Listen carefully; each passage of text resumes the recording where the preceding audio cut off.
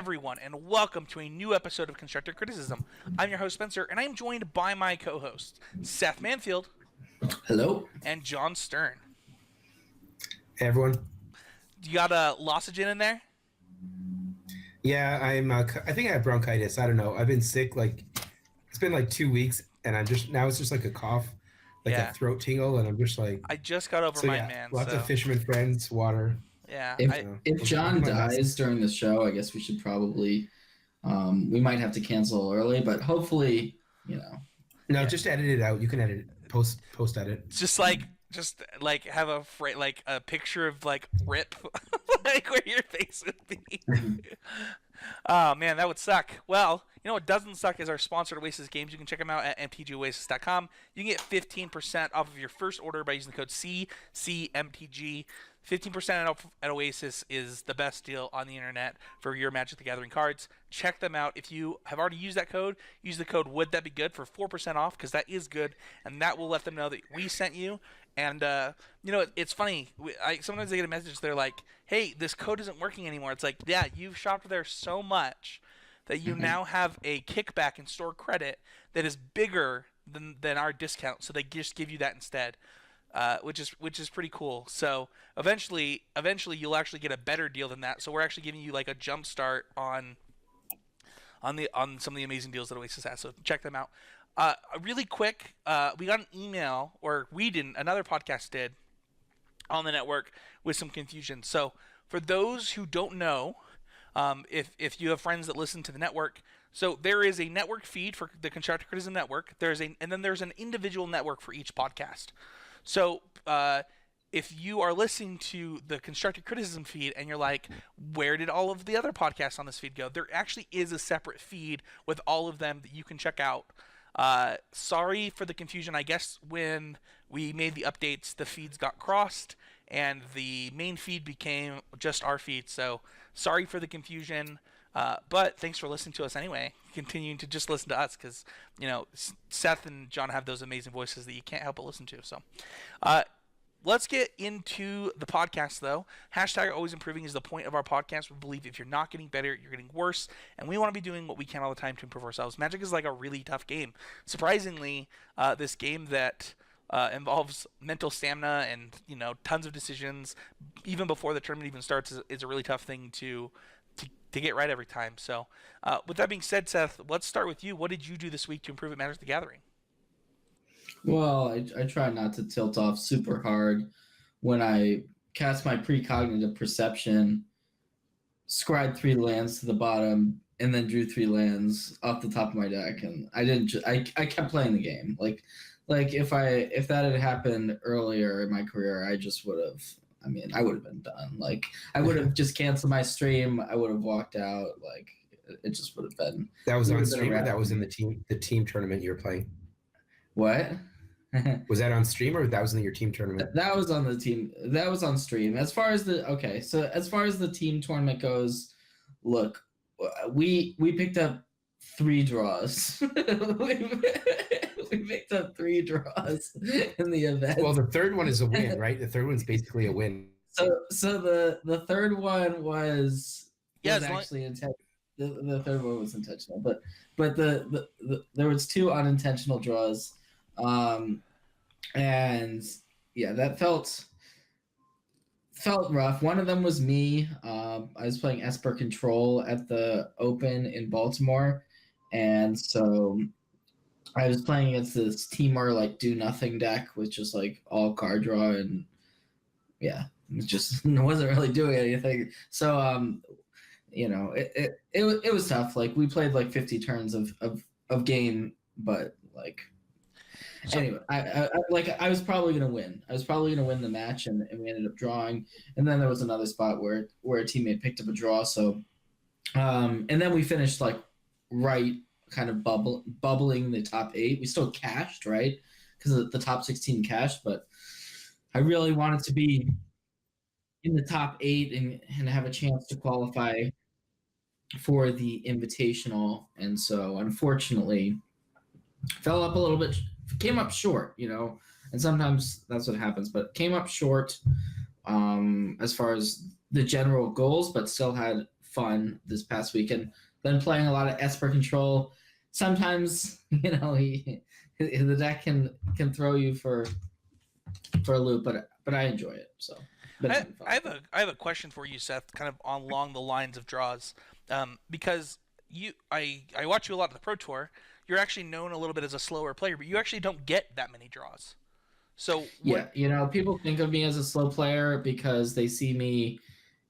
There's been some moments like if you watch me at a specific moment on coverage, like maybe you pull up the World Championships, you know, that I won, and you watch me in the finals trying to win $50,000, and just like, you know, it's like there's so much on the line that yes, I was like not thinking about my pace of play. I honestly wasn't. I just wanted to win, and I was gonna do whatever it took to win, and I was gonna like gain whatever little edge I could in that moment. Like that's what I was doing.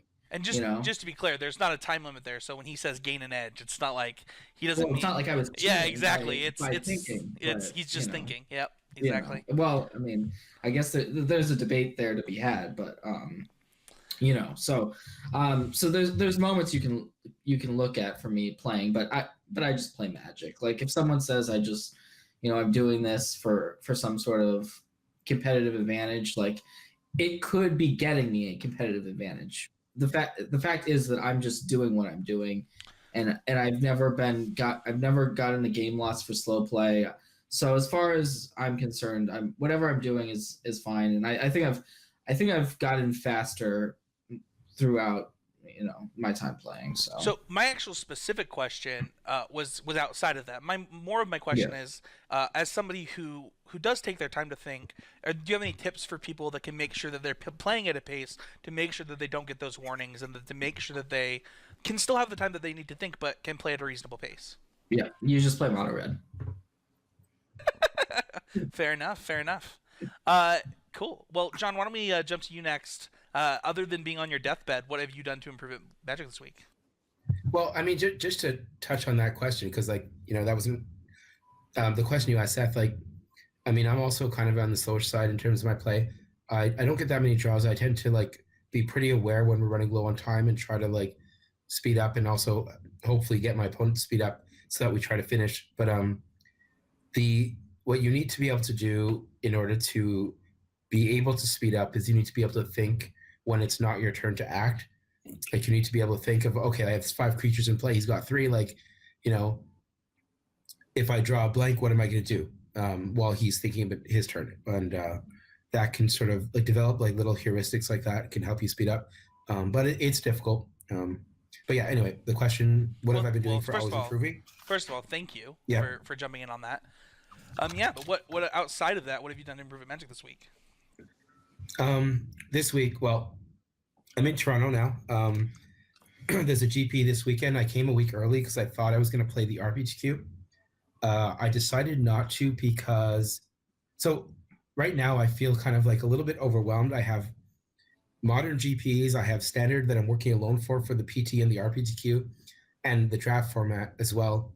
So like 3 formats all at once is a little overwhelming.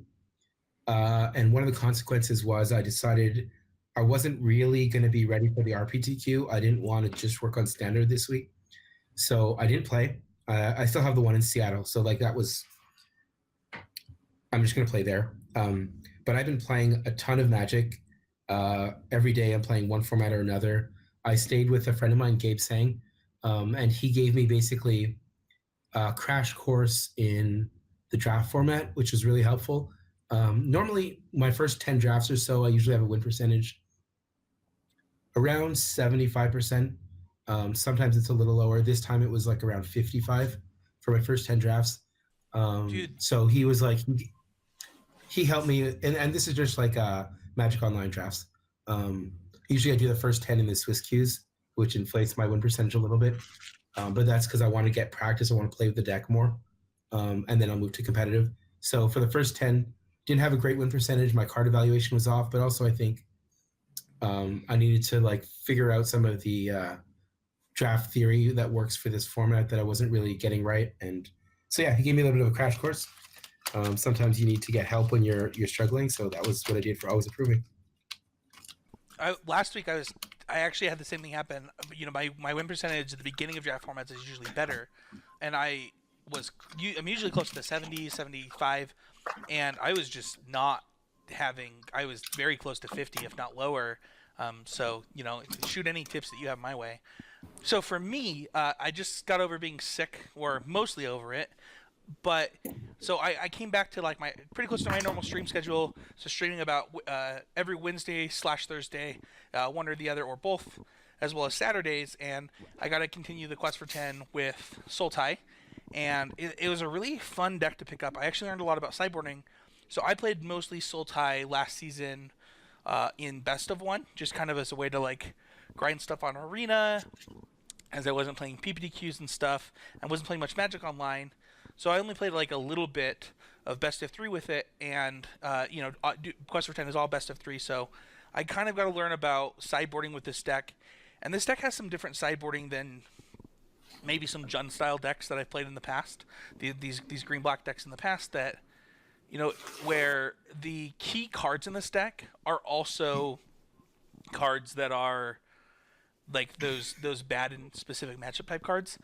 You know, that's pretty typical of like those mid-range decks, but this deck actually has, I think, more of them than normal, and I actually find myself sideboarding in and out more cards than I used to with different styles of rock decks. So it's a really fun learning, and I did a video on it this week, and it was good learning experience to play the best deck, and you know, I was about to say you'll have to tell me where you came up with this idea for Sultai, because like I mean, yeah. So I assume it's an original inspiration. Oh no, Spencer? No. So everything on the Quest for 10 is actually decks that make up either 10% of the online metagame or that have multiple top 8s in a major event. So this would be a net deck. No, it's actually not. I still update the list through the. Well, I guess people still consider it a net deck, right? I think if you like bring a deck that's like a meta deck, people just consider it a net deck. So yeah, sure. So is Sultai? Is Sultai the correct name, or is it Golgari Splash Blue? Oh my gosh! Or is it did you Sultai Krasis? Did you see these conversations about? I don't know if it was your article or if it was Brad's article about this. Sure. Yeah. Somebody's article got. Or both. Yeah. What do you call it? Is it Sultai Blue or is it Golgari Blue or is Sultai Blue? Sultai Blue. What is it, Seth? Come on. It's definitely not Sultai Blue. Is it the worst one. Is it Golgari Blue? Is that what it is? I called it Sultai Krasis. That was just my own name. Sure. I have no idea what it's actually supposed to be called. I've seen Golgari Blue. Golgari Blue, I think, may be the official term for it, but I'm not. You know. I just call it Sultai. I don't. If there's two Sultai decks that I have to think about, fine. But I played against. If someone says Sultai, I know what they're saying. My opponent was playing Field Mystics in Sultai, and I was like, okay, this is like a different more deck. blue-green base. Well, yeah, I think that's the other thing. I think it's because there's like a Hadana's Climb version. Like, people are just trying different things in Sultai. So I think people are trying to... The deck I'm talking about is the Golgari deck Splash Blue for Hostage Shaker, Hydroid Krasis, and negates out of the board. So sure. With that being said, though, I actually really did enjoy the deck. So if you want to check it out on YouTube, there's gameplay videos as I go through with the deck, make updates, and then if you're a patron of this show, there's actually a link to the Google Doc where I track everything, and I'll even update it with a sideboard guide here in the next week or so. So it's definitely one. So that's. Go ahead. Well, that's so you did Drake's, right? And you did Sultai. Are those the only two you've done so far? I did Jeskai first, but so as far as this standard, this is the first deck I've done for this standard, and I'm doing mono red right now. I think I'm 4 matches in with mono red right now. 4 wins, you mean? 4 matches. I think they're all wins though. Okay. Cool. So, Awesome. Well, let's move on. So we actually don't have a Patreon question this week. So if you're a patron of the show, go to the Patreon, post a question on the February thread, or if you're in the Constructed Critics group, there's a thread there. I'll bump it again tomorrow, or when this podcast goes up, so that you can ask questions. But anything that you have, we're happy to talk about. Let's get right into our main topic, and that is picking a deck. This is one that I'm probably gonna just lean on you guys for this one because I've done this podcast before, so the listeners have heard my opinions, and I'm kind of interested to just pick your guys' brains. And I'd like to kind of start with something that listeners talk about, and that's anxiety around this subject, or the anxiety around picking a deck specifically. Is this something that you've ever felt anxious about, Seth? Yes, that is. I would say my primary anxiety leading up to a tournament is picking a deck, because that's really where a lot of your tournament prep, a lot of your edge grabbing before an event, sort of a lot of your, it feels like there's a lot riding on that one decision of what deck you're playing. Even a card or two at a Pro Tour feels like, all right, I'm swapping out this one card for this one card. It feels important at a Mythic Championship, at a Pro Tour, even at a Grand Prix, at whatever the event is, whether it be an F&M or whatever. It's going to matter. And so I am someone that gets especially anxious. Like if you've ever, I guess you all haven't necessarily tested with me for a major tournament. But I've seen you get like super anxious about it. Like just even for a GP, I've been around you. So yeah, I think that if you've ever been around me before a tournament, that like I always get incredibly anxious. And it's not necessarily in a healthy way, I will say that.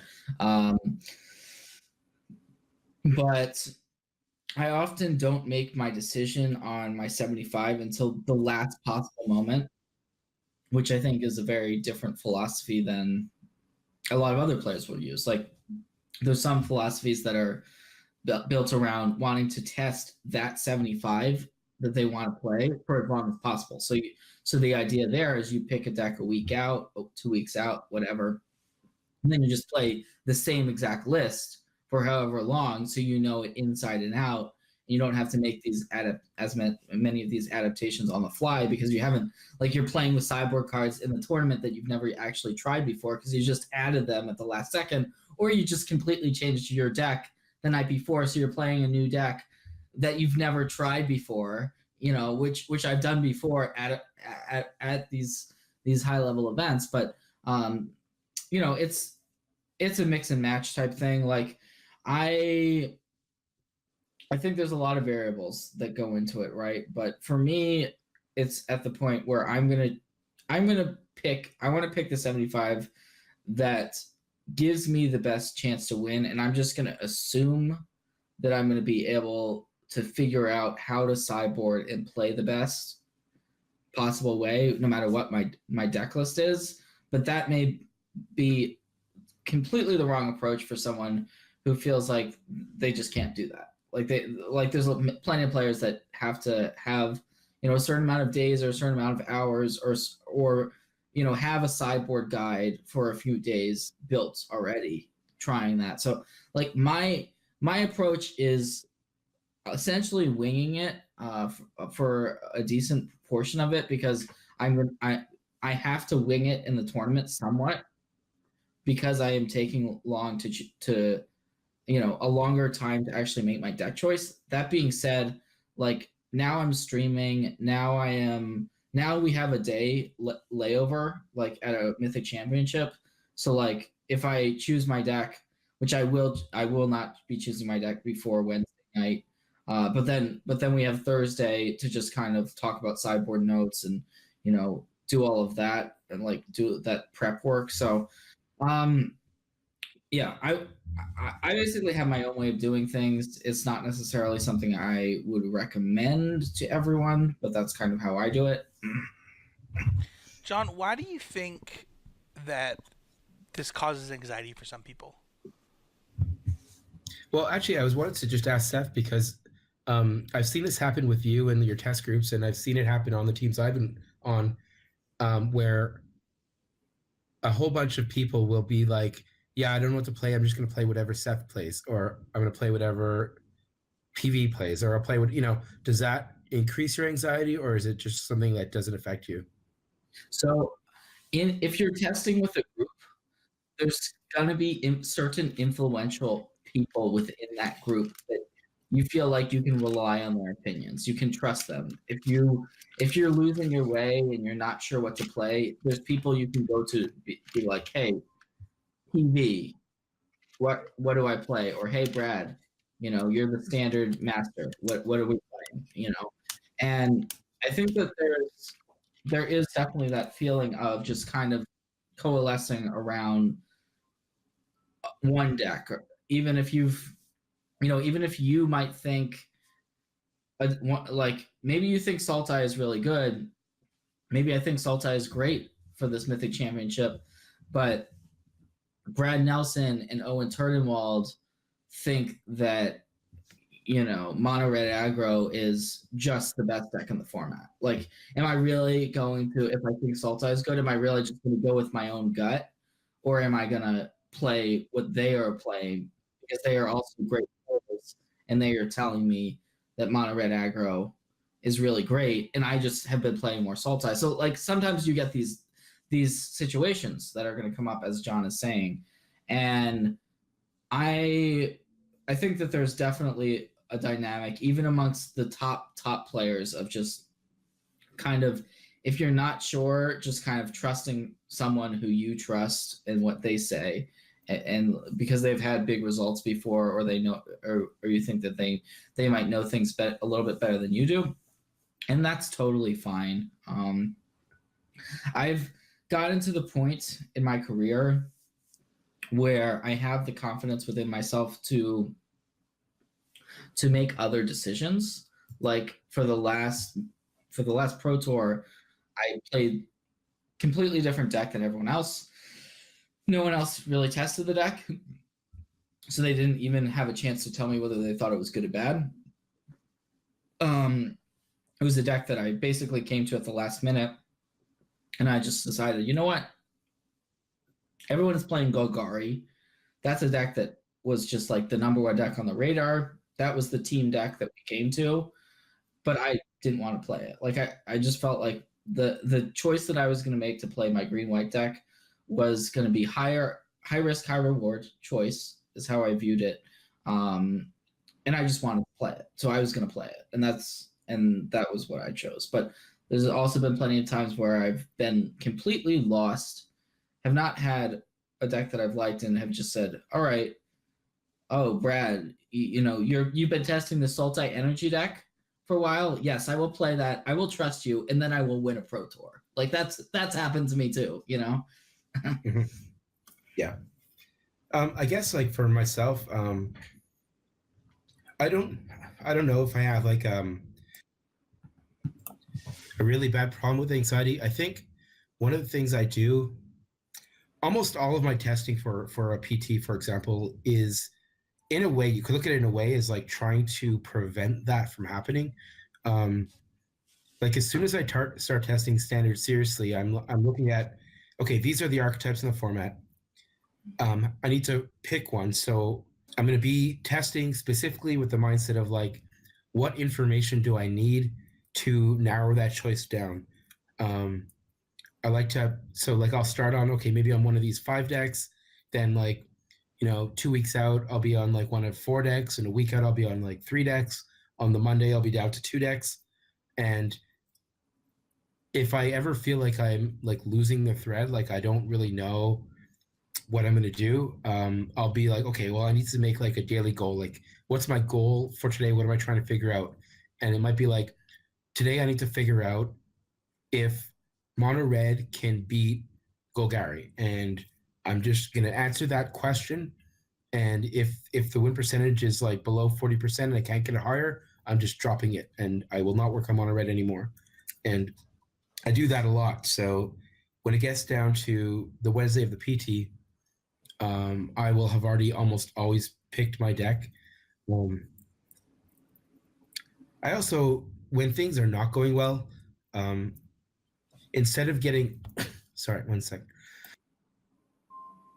Instead of getting anxious, I'm just going to like, I have the information I have. I'm going to make the best decision I can, and then I'm going to do what I can from now until the PT to maximize my chances.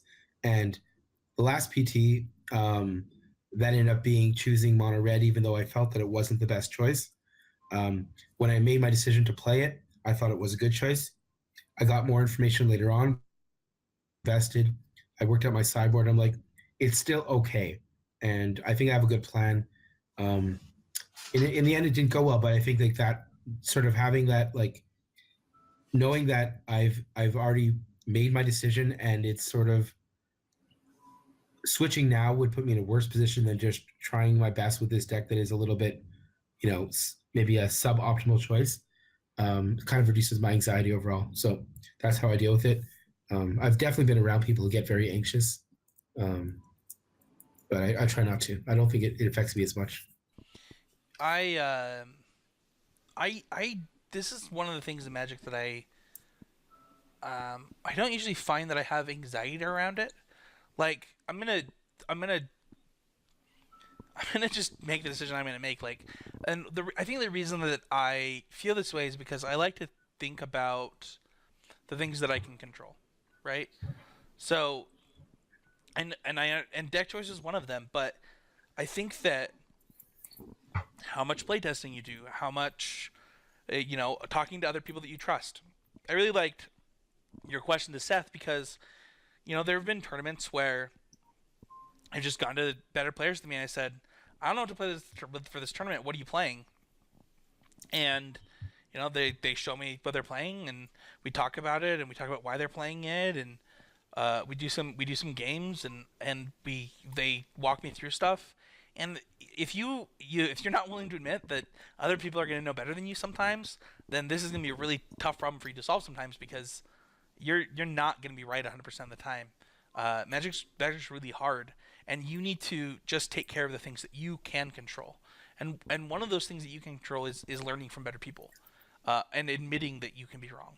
The other things that you can control are how much time you have. John talked about all this time he sets aside for Pro Tours. John, I assume you don't have that same thing for other Magic events, right?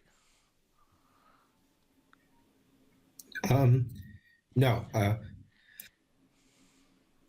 For something like a GP, I guess the way I've played so many GPs over the past 5 years because I was sponsored to go to them, grinding pro points, that they just are not as important to me as a PT. It's like not even close to the same level. I'm going to a GP to try to do well, but I'm also there to hang out with my friends and just have like a good experience. I'm still trying my best in the tournament, and I'm trying my best, but I'm not in my preparation. But I'm not like I have a GP this weekend. It's modern. I brought 3 decks with me to Toronto, but it's like it's the next thing. But I'm still much more concerned about standard. I'm more concerned about draft. All 3 decks that I brought, I have experience with. I'm going to play a couple of leagues. I'm going to make a decision.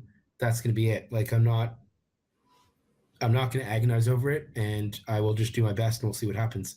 I definitely treat that differently. Can I guess what the 3 decks are right now? Can I guess what the 3 decks are? Yeah, you can guess.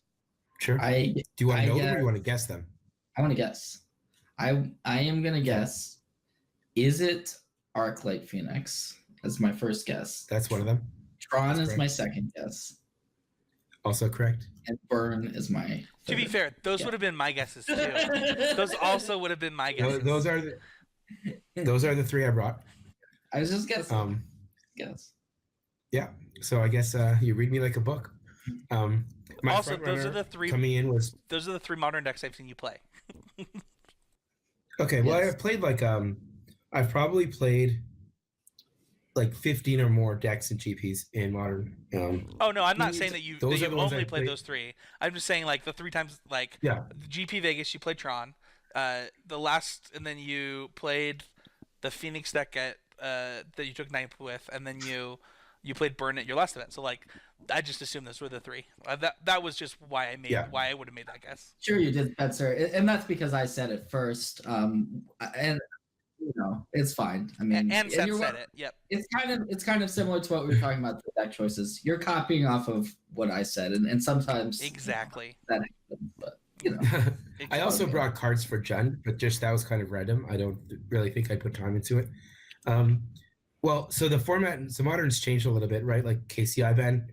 KCI was a really interesting deck because, in my opinion, it was the best deck by a lot, but it was also not very heavily played. So normally when there's a best deck, you can just like really make sure you play a deck that beats it, put sideboard cards in for it, but there wasn't enough people playing it. You couldn't justify that.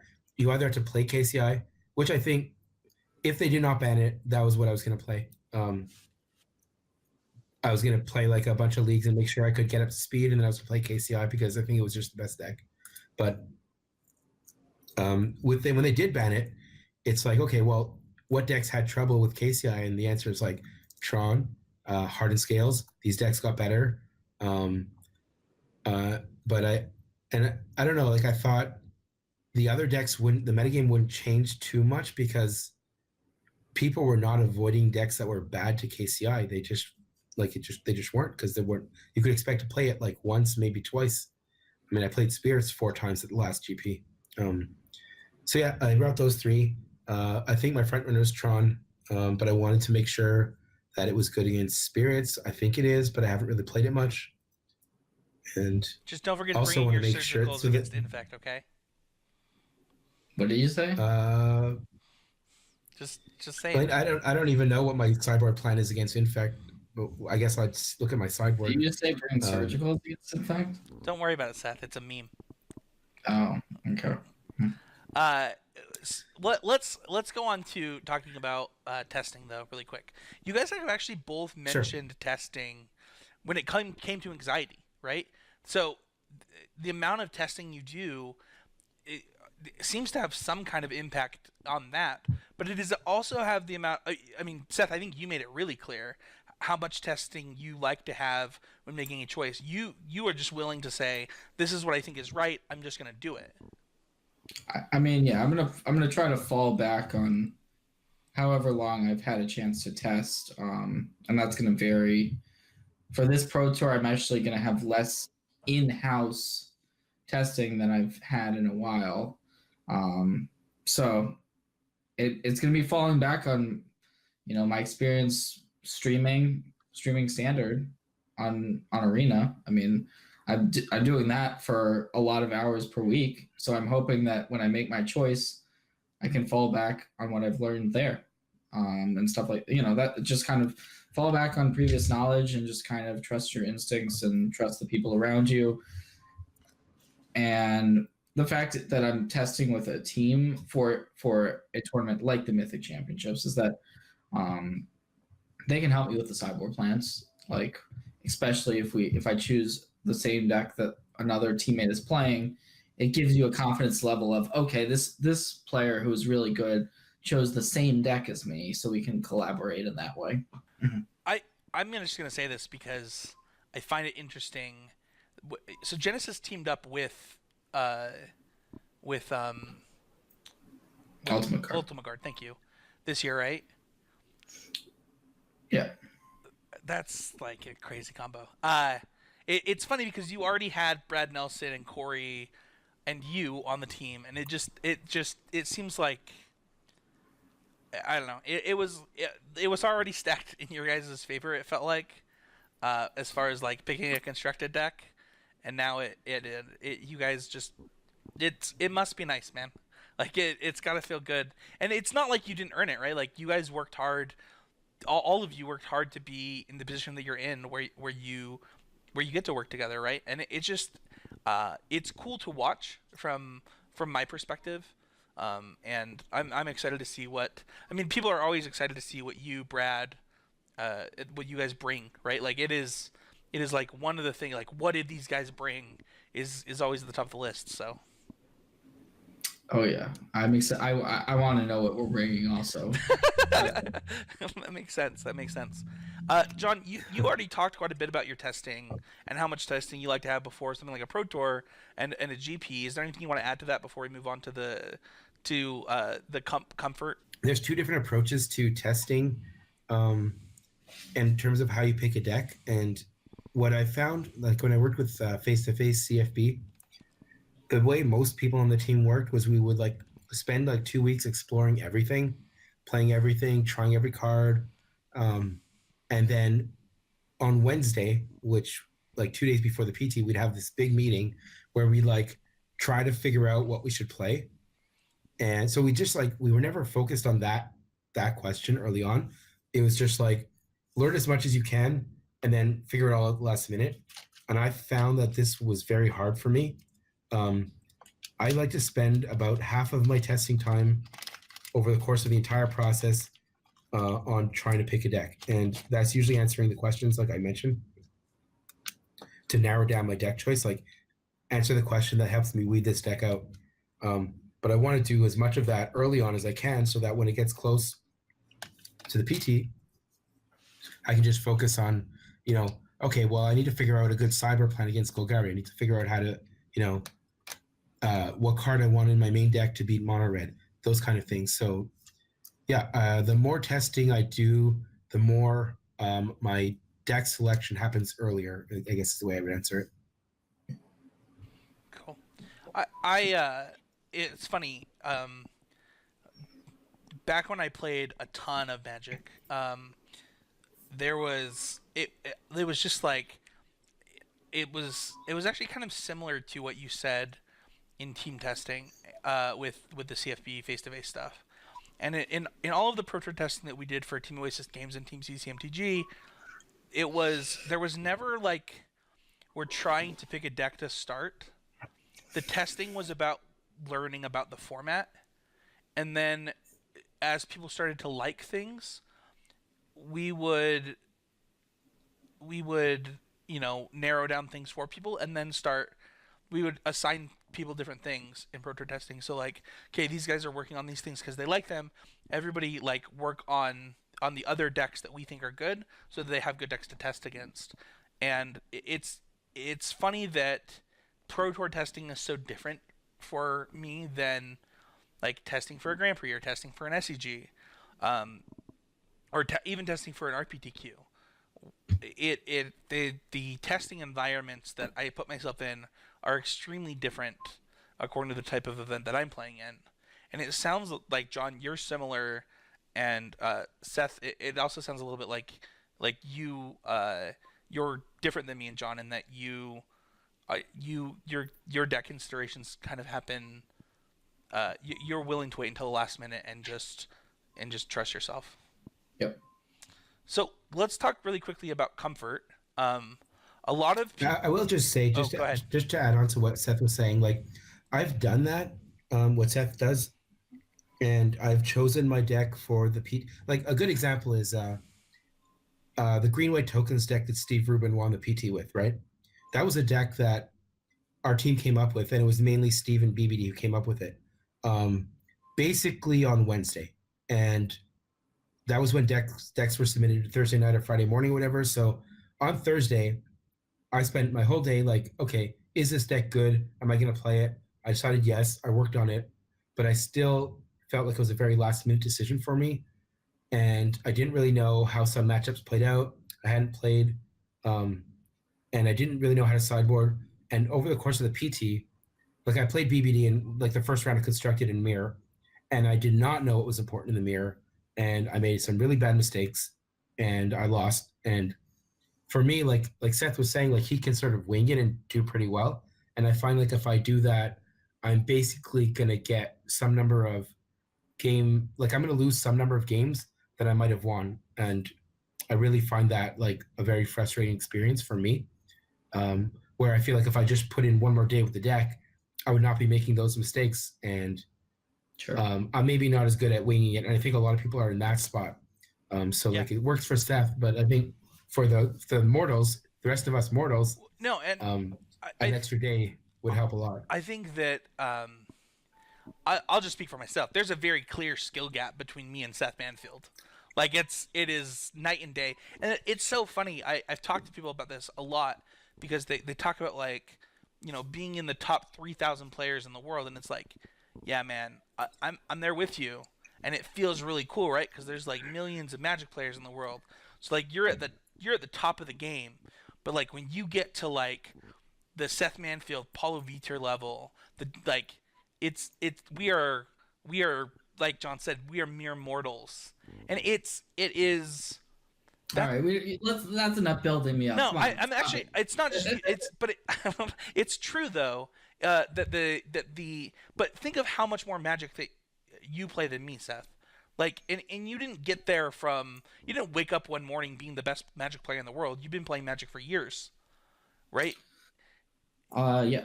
And it's it that when Seth talks about at the beginning that maybe the thing that he does might not work for you, that's okay. That doesn't mean that it won't work for you one day.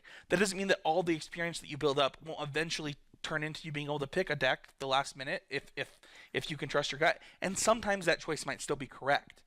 But I think that it would be silly for me to sit here and say like, oh, I'm just gonna do whatever Seth Manfield says he does, without listening to also what John does and without listening to what other people do. Oh yeah, I would not recommend. I think I said that when I was doing you did. So not. Don't just follow what I'm doing for sure. with that being said, let's talk about comfort for a minute because this is something that I hear players do all the time. It's actually one of my least favorite things in Magic. So if I'm wrong on this, guys, just knock me off my high horse. But people call themselves aggro players or control players, and I get it, man. Paul Rietzel, he's amazing at what he does. Craig Wesco is amazing at what he does, but I don't identify with decks this way anymore. I would, if there's a ramp deck that's good, I'm probably gonna play it, but I'm not gonna like force that upon myself. How do you stop yourself from falling into the trap of just leaning on whatever archetype you're most comfortable with typically? We'll start with you, Seth. Luckily I feel pretty comfortable with every archetype, so that's a really lucky. I'm really lucky in that way, in that I can play control, I can play aggro. I've done well with both ends of the spectrum, but part of that, like you were saying, is I played a lot of games of Magic in my life, and I played with everything. Also, I think that, to maximize my opportunities at events, I want to be able to pick whatever I think is the best deck, which means sometimes it's going to be aggro, sometimes it'll be mid-range, control, and combo. Like, it can be any of them. But there's a flip side of it where if you feel like you are just a better control player or just a better aggro player, or you just simply like playing, like it might not even be maximizing your win percentages. It may be you enjoy playing control or you enjoy playing mid-range, and that's fine. Like, and play to your strengths. Like you don't have to be an all-around player to be good at Magic. Like, there's the way that they're designing sets and formats is that there's a variety of different choices. So play to your strengths. That's my advice. And yeah, that's interesting. I found for a long time, for a really really long time, that I only ever played mid-range decks. I played Jund, I played Abzan, I played, whatever the green black X deck was, whatever the green red X deck was, that was the deck I played. And, I actually found that held me, at the PTQ level specifically, I did find that held me back. And I worked really hard to add, control decks to my repertoire and do those things. And while I agree with you that you should play to your strengths, I also think that it's important to challenge yourself and build strengths when you have the time to do it. Um, I, I think that you can find things that you enjoy about every deck. Maybe I'm wrong though. Any thoughts on that, John? Before Well, we move on to you. I mean, I think so. Whenever I'm testing like early in a format, I like to play all the different decks. I like to play both sides of the matchups. I I think I feel pretty comfortable playing aggro, mid range, and control. I don't always feel comfortable playing combo. Um, and I think that is something that like I was actually kind of hoping they wouldn't ban KCI because I wanted to play it at this GP. Um, what ends up affecting my deck choice more lately in the past couple of years is the fact that I really don't want to get unintentional draws more than anything. So for that reason, so like a deck like Teferi Nexus Control is probably something I would need a really good reason to play at a PT because I just don't want to be in a situation where like I have to rely on the slow play rules, which I think are terrible, and I have to play like super fast and maybe make some mistakes in the mirror. So that affects my decision more so than what kind of player I consider myself to be. But yeah, I think like if you're talking about Magic for science, like if you want to become the best player you can be, you need to be able to pick any deck that you think is the best, well positioned to win the tournament. So your ultimate goal is to be comfortable playing all archetypes. However, practicality does need to be considered when you're coming close to the tournament date and you have X amount of time and you're like, well, this deck would take me 3 times as long to learn to play well or to test because the games are longer. Then sometimes you have to make those executive decisions. But yeah, I think ideally what you said, I agree with, is that you should try to play every deck and learn how to play every kind of archetype. With that being said, how much does comfort fit into what you try and do, John?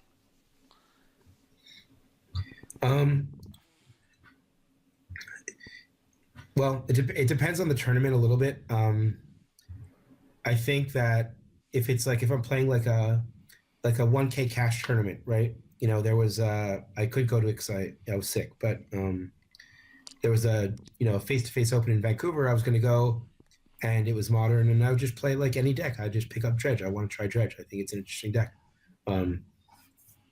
And that's how I that's when I started playing Phoenix. I started playing Phoenix because right when it came out, I saw someone post a list, and I'm like, this looks like a fun deck. I'll try it. So when it comes to a PT or like a GP, I'll rely on comfort only in the sense that it's going to shorten my preparation time with the deck, and I'm going to feel more confident about my sideboard plans. But I think sometimes, like when your comfort deck isn't good, you definitely have to not play it. So I guess that's how I feel about it. I agree with that. One of the things that I hear people talk about, and we kind of covered this a little bit in playtesting, but is this ability to create comfort for yourself in an event. Putting yourself in enough situations with a deck that you're comfortable with it enough that when you go sit down at an event that you've run into this situation before. It's actually funny. When I think about some of the like PPTQs that I've won, for example, I've won a lot of PPTQs with decks that I've never played before, and I find myself learning throughout events. Do you ever have that happen to you, Seth, as you playing these events with just for example, green white? This is a deck that was your own creation at the last Pro Tour. Did you find that you were comfortable with that deck because you had played similar decks? I mean, I know that you like green mid-range decks yourself. Is that something that helped you along the way throughout the Pro Tour last time? Yeah. I mean, you definitely learn a lot as you go. Sometimes that sucks because you learn something after you make a mistake a lot of the time. You're like, okay, I'll never do that again, but I just lost a match worth, thousands of dollars or whatever. But, that's obviously the situation you're trying to avoid. Um, I felt like I learned a lot about Esper control, even just outside my arena testing, being able to play it at an open for what was it, 15 rounds? Like that's a lot of magic. I ran into a lot of different situations with the deck. I figured out, yeah, I mean, there's a lot to be learned by just playing a deck in a tournament, and so I think that's part of why you'll see players who are, if a deck that you've already played at a big tournament is good again, then you can just very easily pick it up, and then you're going to have this wealth of knowledge that other players aren't going to have access to. And so, especially in a format like Legacy, or a format that's not changing as much, if you're able to say, all right, I'm a Delver player, I can just rely on all of these Delver events that I played. I'm a Noah Walker or whatever, and I can just do this, and it just comes naturally. Like that is a huge edge that can be gained if you're able to kind of stay with the deck. But it also still needs to be a good deck choice in the format. I completely can relate to that. You know, as somebody that loves a deck that sometimes is really bad and then sometimes is really good in the form of Scapeshift in Modern. You know, that's a deck that when people are like, "Hey, Scapeshifting is good right now," I'm like, "Sweet, let's go!" Like this is my time to shine.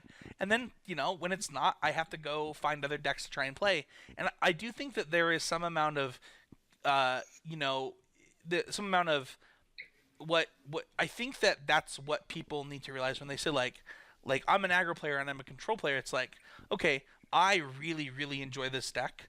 So when it is good and when this archetype is good, I should try and play it because I'm going to be happier during my event, and that will actually lead me to play better most of the time. And maybe that's just me, but I hear that through, you know, different, you know, sports psychology and things like that, is that when you enjoy the thing that you're doing, you're gonna be better at it. And I relate to that a lot. So John, what about you? Is there, you know, is the reason that you have the testing method that you have for Pro Tours to create that level of comfort before an event for yourself? That's not the specific reason for it. I guess it's basically what I came up with in school when I was like, I want to do well in this final exam, and I want to like go through everything that you know, all the course notes, everything in the textbook, all the assignments, and I'd start doing it, and like I'd be like, all right, well, I just spent one day. I got through the first section. There's 8 sections, and I have one more day. Obviously, it's not going to work out, and then you have to kind of revise your plan and be like, all right, well, I need to do what's important for me all these sections, so I make sure I cover everything. And you're constantly revising your plan, and that's I kind of treat like a PT as like a final exam. It's like, yeah, at the beginning of the format, I want to try every deck, try every every brew, try every matchup, every sideboard plan, and then at some point, okay, there's not enough time to do everything. I need to sort of like narrow it down and focus on the most important things, so that like when you know at 9 o'clock when I sit down to play or after the draft, that I've done everything, like I've made the best use of my time throughout the process. So that's why I like really focus on planning and sort of like honing in on what I'm going to do. And it's just so that I'm basically just trying to maximize my time efficiency more so than trying to be comfortable. Um, like sometimes the deck that I think I'm going to play, I won't touch for like a week because I'm like, yeah, if I need to figure out if this deck's good, no. If this deck's good, no. If this deck's good, no. Then I'll play my backup deck. So that could be like, you know, Monday before a week before the PT, I'm like, I want one of these 3 decks. I know like, you know, I know like mono green is fine.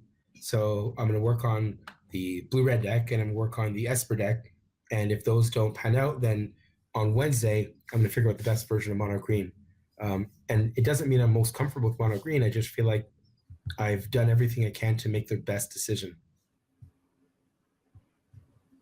Awesome, that's really helpful. So I like to wrap this up with, but before we do, there's one thing that I don't relate to, but I hear a lot of people talk about. So I will kind of just go with you guys as to your thoughts on it. And we'll start with you, Seth. But does the sideboard that you're able to play impact your decision? So, for example, I hear people say like, "Oh, I can't play mono red because it doesn't have the sideboard cards for this meta game," or I can't play this other monocolor decks where or blue black control, for example, sometimes will be like, oh nope, can't play blue black control, can't deal with this one enchantment in the format. Is that something you guys think about a lot when picking a deck? Yeah, I do. I think about the sideboard a lot. Like, think about specific cards in the format as top decks, and think about, do the sideboard cards that I have access to, are they going to be high impact in the matchups that I care about? Like, if I'm playing, Sultai Control, but I want to have answers to Carnage Tyrant because I think Carnage Tyrant is going to be a huge card, then I'm like, well, what am I sideboarding in that is going to trump Carnage Tyrant? Can't necessarily think of, what that is. So like maybe it could be whatever. Like, it could be that you want to have counter spells for your against Turbo Fog, but you're playing Golgari. And it's like, okay, well, maybe I want to play the Golgari Splash Blue deck because I want the counter spells rather than just the straight 2-color deck. You mean Sultai Blue? Yeah, Sultai Blue, whatever. Oh my gosh, I'm gonna get so many Twitter notifications on this. Yeah, Spencer's has now coined the deck Sultai Blue, and we'll see if that sticks. I'm not super confident that it will. It could be. Anyway, so yeah, I think the sideboards are super important, and there's going to be specific cards that you want to be thinking about, like, for sure. And that's going to be like, especially if you have access to more colors, which this format has, like the 3-color decks of this format have good sideboards, and so they're better suited for best of 3 play. With a deck like a mono red or a white weenie, your sideboard cards are so limited that it's almost like, these are my sideboard cards. Like, I don't have that many other choices, so these are the sideboard cards I have to play. Like, and then it's just a question of, are they actually good, right? Because like, there's no other good option, so I'm playing these because these are the best options, but they might not actually line up that well in the metagame. So sometimes that will just affect my deck decision. Like, if I say Experimental Frenzy is just like, it's not in my main deck, so I'm just for sure boarding for Experimental Frenzies, but all of the control decks now have Mortifies, and it's like, all right, well, if everyone's playing Mortify now, like, is Experimental Frenzy actually a reliable late game plan or something like that? Okay. It's funny, I think maybe because like I don't play a ton of mono red that I like don't think about this, and I do lean towards mid-range decks, and those are usually really good best of 3 decks, but like, I've never thought to myself, I don't know, I usually think, how can I solve this problem, not I can't play this deck because it has this problem. Yeah, I think that the monocolor decks also, if you're playing a monocolor aggro deck, you just have a worse sideboard, and that's just how it is. Yeah. And I think that's the other thing, is like understanding to accept your deck's limitations a little bit. Any thoughts on this, John? Yeah, I mean, so the original question, like, how much do I consider the access to sideboard in terms of my deck choice? Yeah. Well, I mean, when I talk about, match win percentage, it's exactly that. It's match win percentage. So I definitely place a lot of value on how well a deck is going to do in matchups post sideboard. What will affect me, I guess. So yeah, I certainly consider it a lot. I'm more likely to choose a deck if I feel that I've tested and I'm confident in my sideboard plans, I would say. I don't like, I've played decks that have very good game ones. Like, I played Affinity for a long time in Modern, where you win at the time that I was playing it, you win almost every game one. I mean, I think I top 8'd it with it, and I think I won every game one up until the top 8 or something like that. But then post sideboard, you're fighting through Ancient Grudges, Stony Silences. Like, you're gonna lose a lot of games. So I played that, and I've also played, like a mid-range deck that sideboards in, for Duress, where it's like, yeah, game one, it's like usually I'm an underdog, but like I'm pretty favored post sideboard against all the control decks because I have all these like planeswalkers and dresses. So I definitely could, I treat the deck as a whole and how likely it's to win in the format I'm playing.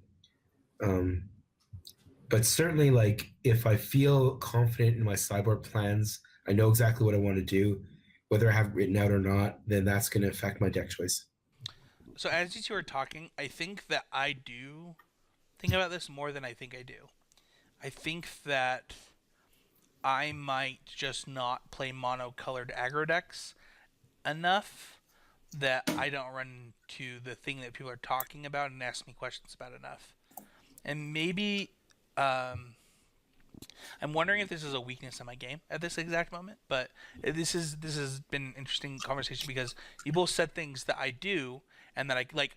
So, for example, one of the things that I like to think about is my deck is a 75, especially once I'm getting to an event that I'm playing in, and not a 60. And maybe that means that I do think about this more than I'm thinking that I do. So, with that being said, I often think, go ahead. just to touch on that, like I often think about the core of my main deck as like a 56 card deck or something, like depending on what deck it is. And then I have like a 19 card sideboard where 4 of the cards are in the main deck. Like I don't think it has to be a clean break. These are 60 main deck and these are 15 side. But like I agree, like you have to think of the whole 75. Oh, that's interesting because I've done that where like I'm playing sideboard cards of main deck many times as well. If that makes sense? Like, Yeah. Oh yeah, like for sure. It's like the Esper deck for now. Like now the Thought Erasers are in the main, right? Because they're just like a good card or like whatever. But like before they were in the sideboard because it's just like, well, these are just perfectly main deckable. I'll just put these in the main, and that means I have more sideboard room. That type of philosophy. Yeah, but you also can play like negate in your main deck in Esper. I don't know if you're doing Sure. Negate, which yeah, is like that's a pretty common thing for me to do is like play one negate or something along those lines somewhere in my main deck of my control deck too. yeah, for sure. Negate is a great example of that. Anything you guys want to just wrap up with before I say the last bits on this? before what? Oh, I was just before I wrap it up. Yeah, well, I have a couple of things that I just wanted to draw people's attention to, which is I recently posted a couple articles on Massdrop, so if people want to check those out. One of them is like a little short ranking the guild mechanics in Ravnica Allegiance, basically for limited and constructed. And I also wrote an article that's a little more serious, talking about it's sort of talking about the state of competitive play, but more so like what I would like to see happen in the next year. And I try to just like touch on everyone, just say like, this is a problem. I hope it gets a solution and maybe present some ideas of what a solution could look like. So that's on Massdrop as well. I think we'll provide the links in the show notes. And also my team sponsor Massdrop is offering they're doing a giveaway right now for a box of Ravnica Allegiance and bundle, which is what a fat pack is now called, I think. And there's a link to that as well. And basically you can enter like a whole bunch of times every day based on, if you read my article, you get like 20 entries, stuff like that. So we'll give the link if you want to check that out. Some people like contests, so there you go. And I've read the articles John's talking about are super, super well written articles. He's got some unique opinions in terms of what's going on, in Magic with professional play at tournaments. Great article. Hopefully we'll get a chance to touch on more of that. I think we will do it next week, to be honest. It wasn't something that we offered. So if you're a patron of the show of $12 or more and you're a constructor critic, you actually get a vote on the things that we talk about.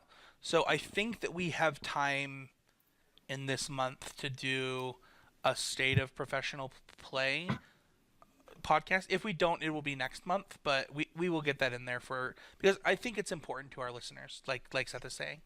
Yeah, and my last thing to wrap up is similar to how John has thanked Massdrop here. I'd like to thank Wizards of the Coast because I am one of the lucky players who is invited to the Mythic Invitational. There's been a lot of talk, amongst, especially on Twitter, about the event. I'd like to kind of have a chance, maybe in a future cast, to give my opinions a little bit more on some of the invites, some of what's going on there. But I'm definitely fortunate to be playing in that tournament at the end of March at PAX. So that would be currently my after the Mythic Championship in Cleveland. That is next on the docket for me, and I'm super pumped to be doing that. I was prompted this week by another podcast to give them an anti shout out because they gave me one, but I actually love the Spike feed, and I just want to kind of echo something that they said on their podcast this week.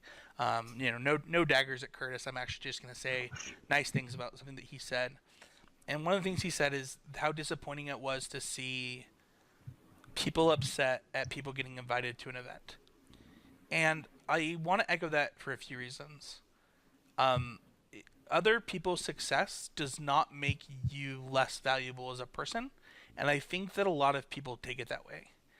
And I think that, I think that the thing that a lot of people, this is just my opinion, by the way. I think what a lot of people miss is that this invitational does not take away a pro tour. It doesn't take away something. It is just an additional thing that was given to the Magic community for PAX that they are now giving to the MPL, some streamers and community members, and then 8 players who ladder.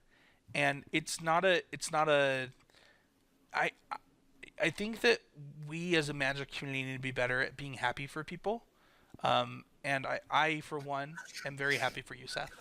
And I think that there's a couple ways to look at it, and a lot of it is unknown, so I can't just say, oh, this is what's going to happen in the next year for the MPL, right? But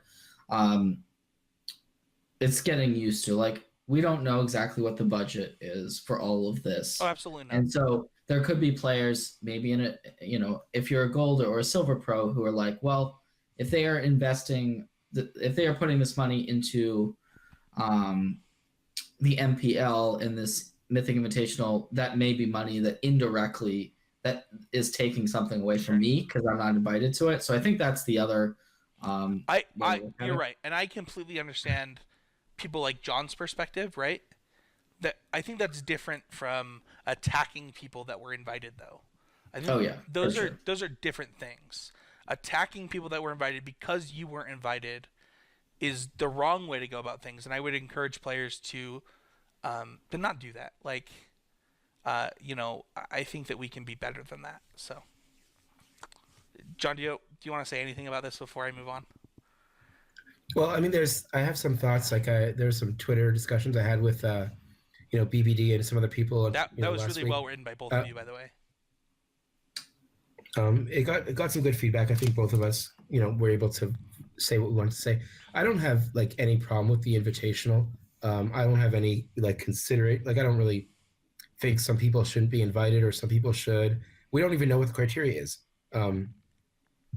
My concern is that there's a limited resources to support. Like, they have limited resources. Wizards has limited resources to pay out in prize money for these things, and I would have no problem with like an invitational if there was also support for competitive play at every level. Right now, there does not seem to be, but maybe there's an announcement coming. We don't know. Yeah. So if you want to help support John, that's basically where I stand. Yeah. Oh, yeah. Sorry, I didn't mean to cut you off there. No, go for it. No, I was gonna say, if you want to help support John, go to patreon.com/ccmtg. That is a great way to make sure that John can, keep playing Magic. It helps out the podcast as well. If you want to find me, you can find me at Spencer13H. You can find John at John Stern NPL. You can find his articles here in the show notes. And then I also, if you want to find Seth's stream, those will be the link to that will be in the show notes as well. And then I think if it's okay with you, Seth, I'll also link your profile page on TCG Player so they can find your articles there. Sure. And then if you want to find the things that I'm doing, go to constructorcriticism.com or the Constructor Criticism YouTube channel, or you can find me at Spencer13H. I think I didn't mention it, but you can find Seth at Seth Manfield. not Mansfield, which is his evil twin. You can join the conversation by becoming a patron of $12 or more per month. That's about $3 per episode. You know, it's a pretty cool community. We got somebody asking about Esper Control this week, so Seth got to link them to his deck list. We got to talk a little bit about the mono blue matchup. There's conversations going on there, and we encourage those conversations. So check that out if you're patron. If you're one of the constructor critics are up, and then if you want to just get access to the other people that are listening to the podcast, check out the Discord for the Easy Game Media channel. Any final thoughts from either of you? I think we already did that, but I'll give you guys one I more. think that's what we just did. Yeah. So, all right. Well, Yeah. Final thoughts. Final thoughts. Thank you so much for listening, and we'll see everybody next week for another episode of Constructive Criticism.